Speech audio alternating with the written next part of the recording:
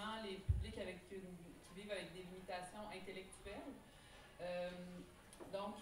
Ce qui m'interpelle beaucoup, moi, c'est le manque d'outils de formation. On parle de formation continue, donc on pourrait s'intéresser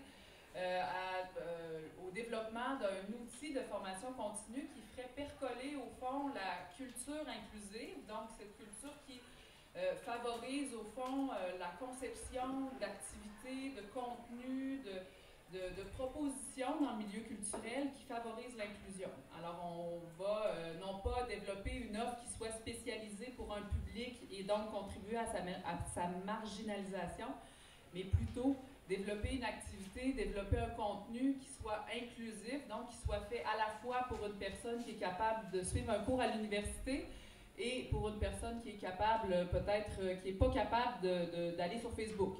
Hein, c'est vraiment des besoins qui sont très différents. Alors, comment, finalement, favoriser cette culture de l'inclusion dans des outils de formation continue qui pourraient être diffusés dans la communauté des médiateurs et des médiatrices culturelles?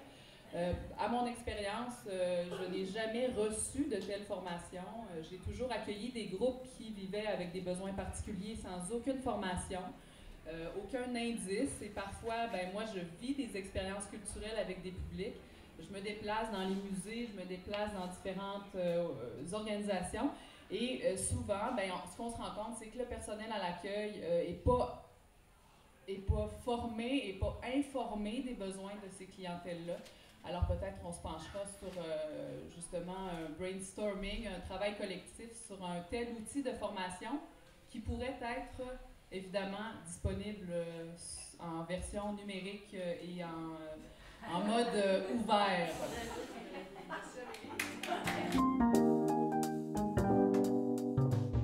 Donc, mesdames et messieurs, attachez vos tucs.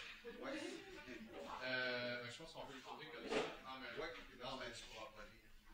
Donc, notre défi est le suivant. Créer une boîte à outils de ressources de formation continue en lien aux particularités des publics neuroatypiques. Et ce défi s'accompagne d'un second défi, c'est celui de créer une stratégie de mobilisation de connaissances pour cette boîte à outils.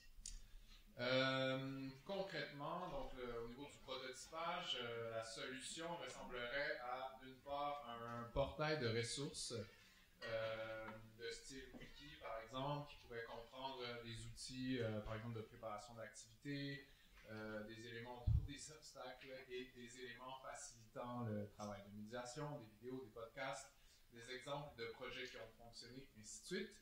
Et le deuxième élément, ce serait une plateforme de mise en relation des talents ou des compétences. Donc, grosso modo, un espace où des gens qui voudraient avoir accès à une offre de formation pourraient contacter des gens qui sont en mesure d'offrir des formations par rapport à ces connaissances et ces compétences spécifiques. Et le troisième point de notre solution, c'est celui du processus. Donc, comment en arriver à faire ces deux choses. D'abord, engager une recherche minimale pour mieux comprendre les besoins et les usages potentiels des gens qui sont déjà en place dans ce secteur. Ensuite, peut-être créer un partenariat des parties prenantes, faire un prototypage avec ces parties prenantes-là, de manière à ce que la création de la boîte à outils